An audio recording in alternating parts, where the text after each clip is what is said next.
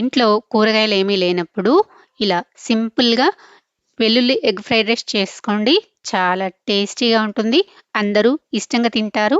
ఈ వీడియో చూసి మీరైతే ఎలా చేసుకుంటారో కామెంట్ చేయండి.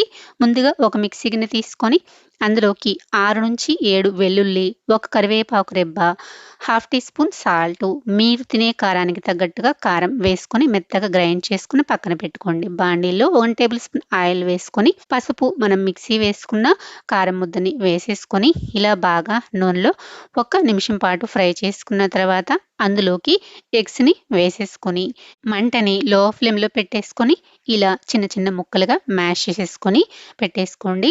ఇప్పుడు ఇందులోకి తగినంత ఉడికించుకున్న అన్నాన్ని వేసుకొని ఒకసారి బాగా కలిసిపోయేలాగా కలిపేసుకున్న తర్వాత చివరిగా సన్నగా కట్ చేసుకున్న కొత్తిమీర తురుమును వేసేసుకొని బాగా మిక్స్ చేసుకున్న తర్వాత ఉప్పు, కారం సరిపోయిందో లేదో ఒకసారి చూసుకొని చాలకపోతే అడ్జస్ట్ చేసుకొని మళ్ళా ఒకసారి బాగా కలిపేసుకొని వేడి వేడిగా ఉల్లిపాయ, నిమ్మకాయతో సర్వ్ చేసుకోండి. సూపర్ టేస్టీగా ఉంటుంది. వీడియో నచ్చితే లైక్ చేసి సబ్స్క్రైబ్ చేసుకోండి. Thanks for watching.